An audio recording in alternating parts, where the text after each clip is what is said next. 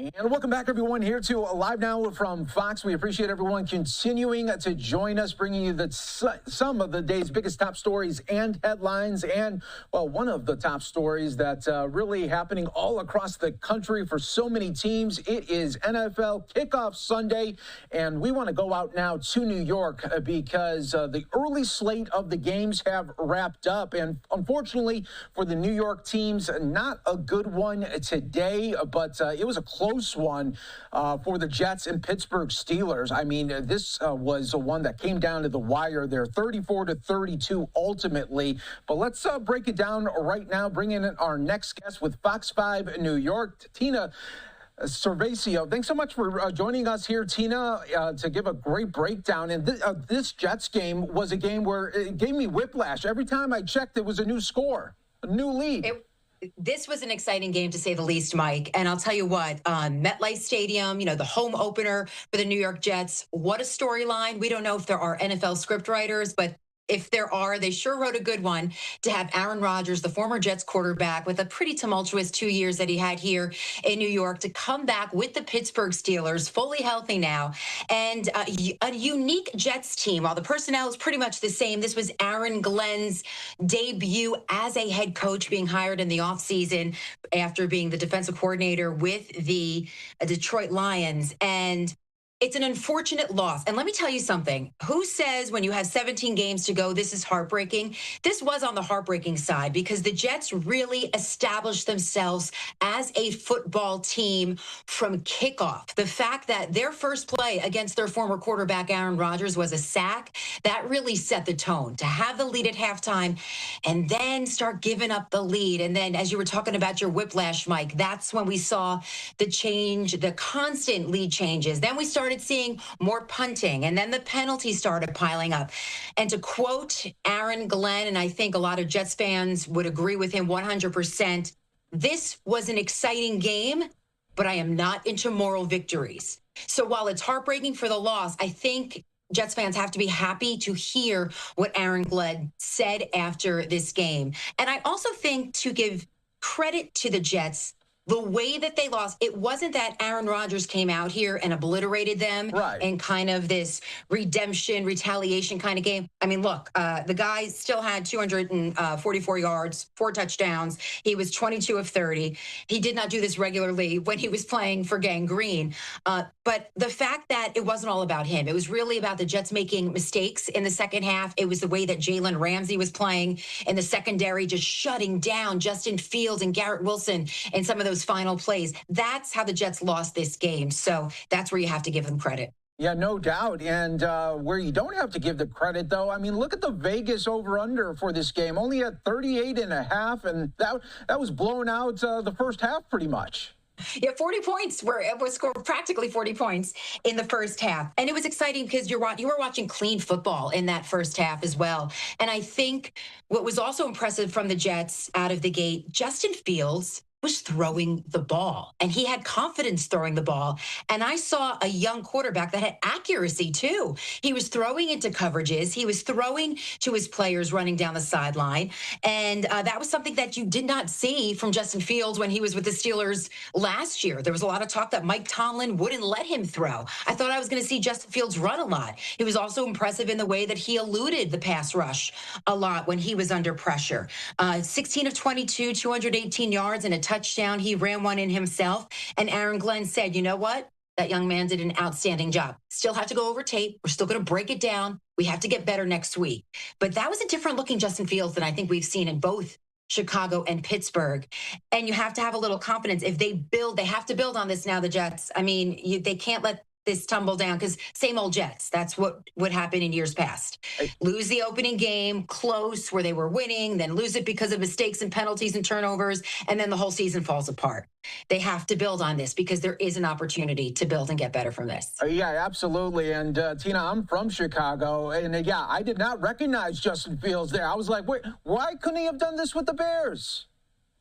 And there was also something interesting about this Jets offensive line. This is actually a very different offensive line than they had last year with Rodgers under center. A lot of it was because of injury, this last-minute injury to Elijah Vera Tucker. They lose their right guard. That was devastating. Shifting players around. You've got a rookie starting at right tackle.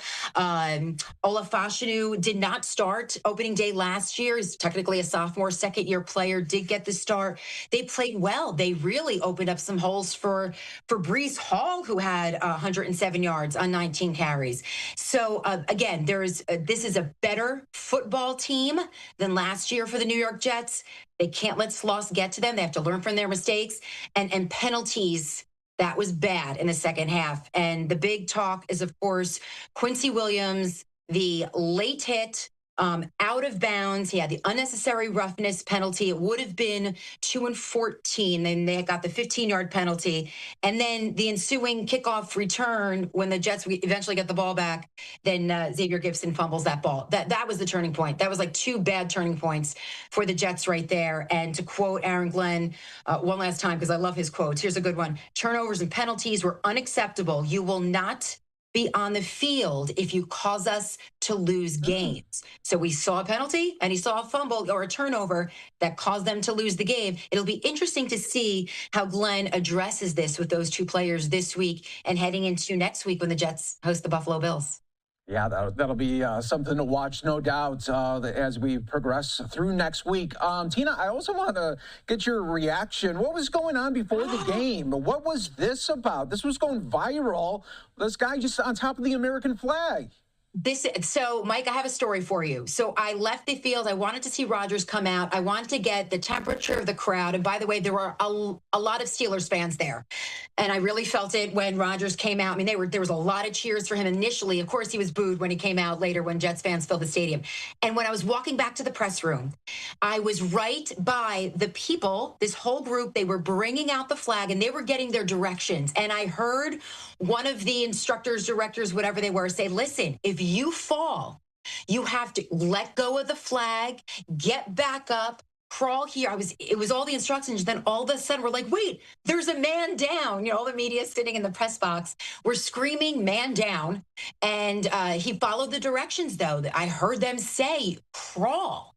So I don't know how he ended up on the flag, like what caused that. I guess he fell down and it unfurled underneath him versus above him.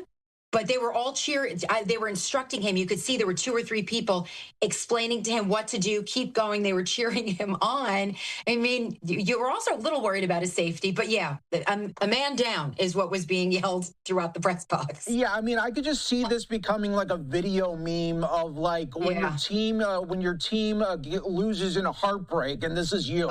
You know, like I mean, it just looks like he's trying to make it to that other side. I hope that's on a MetLife meme the rest of this season. That both the Jets and Giants have to turn it around after their season openers here. Yeah, no doubt. And let's talk a little bit about the Giants. They just couldn't get nothing going today.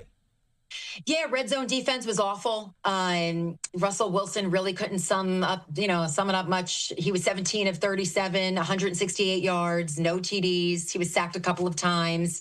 And it wasn't even like, Jaden Daniels had a touchdown. He had 233 yards. The Giants defense looked really good in the first half. I mean, they were still in this game, but at some point you knew that defense was just going to break. And once they got to 21 points, there was no coming back for the Giants. It'll be interesting to see where this goes from here. I mean, Brian Dable said he has the utmost confidence in Russell Wilson. You know, don't start the Jackson Dart rumors right after the first game and the first loss. I mean, he didn't say that he was just trying to put that right to bed out of the gate. But the Giants need a lot of improvement, especially on the offensive side of the ball. The defense did play well there in that first half, really through the third quarter. And, improved pass rush, everyone's healthy. And we'll see what happens from there with the Giants. And I really thought there was so much optimism because they played so well in the preseason. And that's just to show you preseason doesn't count. No, it just does not translate to week 1, does it?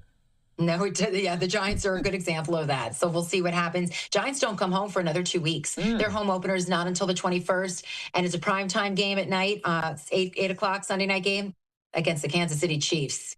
So it does not get any easier for the New York Football Giants. No, it doesn't. But Tina, thanks so much for joining us here on Live Now from Fox. Great to talk with you, and happy first NFL Sunday kickoff. It is a holiday for sure, Mike. Thank you for having me on.